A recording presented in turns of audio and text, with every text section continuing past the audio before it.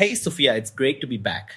Last time we chatted, we touched on the initial wave of AI hitting the student world. It felt like a mix of excitement and a lot of, oh no, what now?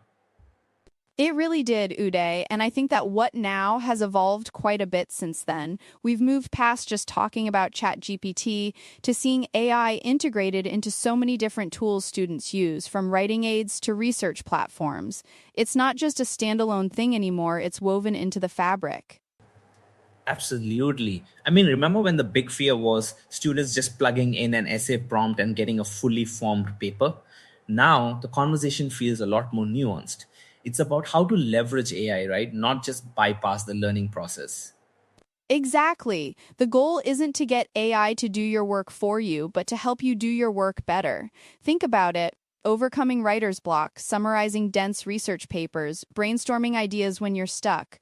Those are all genuine struggles students face, and AI can be a powerful assistant there.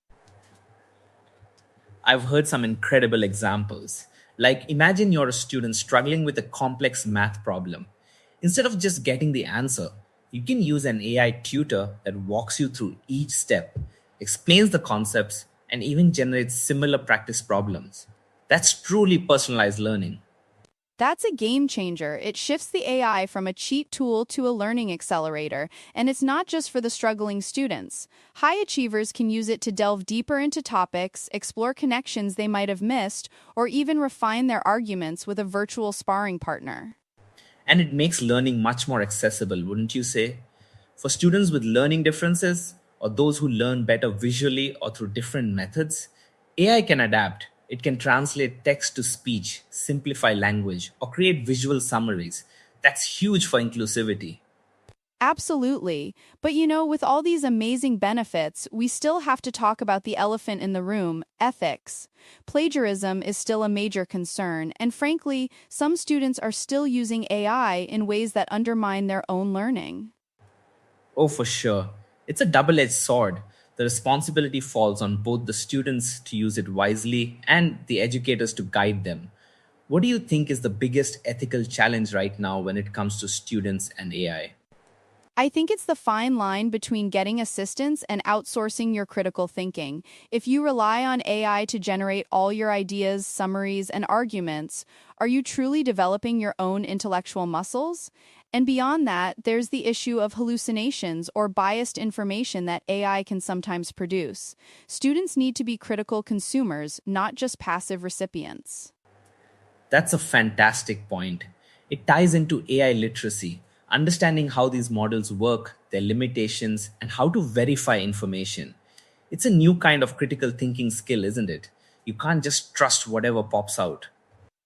Exactly. And prompt engineering is becoming a really important skill. Knowing how to ask the right questions, how to refine your prompts to get useful, nuanced output from an AI model. It's almost like learning a new language to communicate with this powerful assistant. I've been playing around with that. It's fascinating how a slight change in wording can completely alter the output. It's not just about typing a question, it's about structuring it, giving context, defining the desired tone. It teaches you to be precise in your own thinking, which is a valuable skill in itself. Right? And I think that's where educators really come in. Instead of banning AI, we need to teach students how to use it responsibly and effectively. How do you cite AI? How do you check its facts? How do you use it to enhance your learning without replacing it? It requires a complete paradigm shift for educators too, I imagine. Redesigning assignments, focusing less on rote memorization and more on critical analysis, problem solving, and creativity. Skills that AI can augment but not fully replicate. Definitely, it forces us to ask what are the uniquely human skills that AI can't touch, and then focus our teaching there.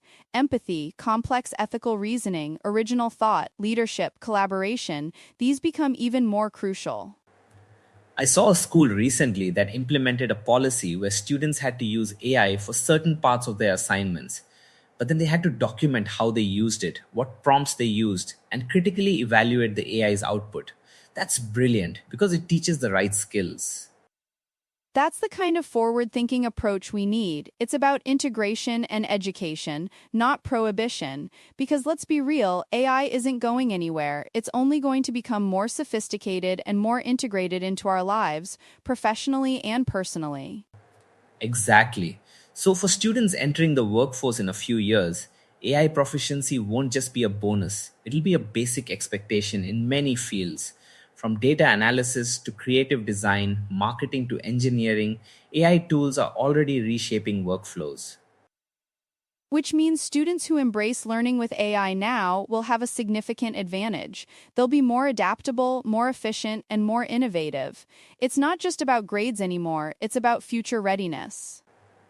It really is, and I think the fear element needs to diminish. Instead of being afraid that AI will make their skills obsolete, students should see it as a powerful co pilot that helps them achieve more and focus on the higher level, more creative aspects of their work.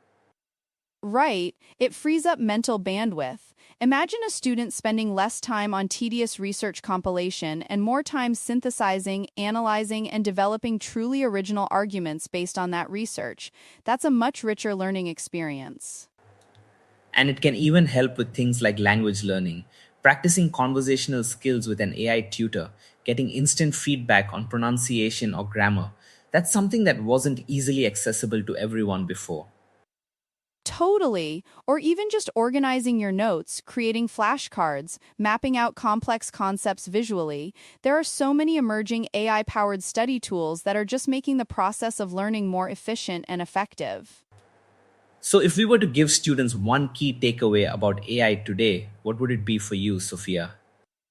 I'd say don't be a passive user of AI, be an active master. Understand it, experiment with it, and always apply your own critical judgment to its outputs. It's a tool, and like any tool, its value depends on the skill of the person wielding it.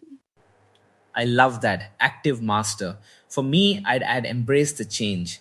The academic world is transforming, and those who adapt fastest and smartest will be the ones who truly thrive. Don't fight it, learn to dance with it. Well said, Uday. It's been a fascinating journey exploring this with you, and I'm sure the conversation will keep evolving as AI does. Definitely. To all our listeners out there, keep experimenting, keep questioning, and keep learning. This AI journey is just beginning, and it's going to be an exciting one for students everywhere. Thanks for tuning in. Thanks, everyone. We'll catch you next time.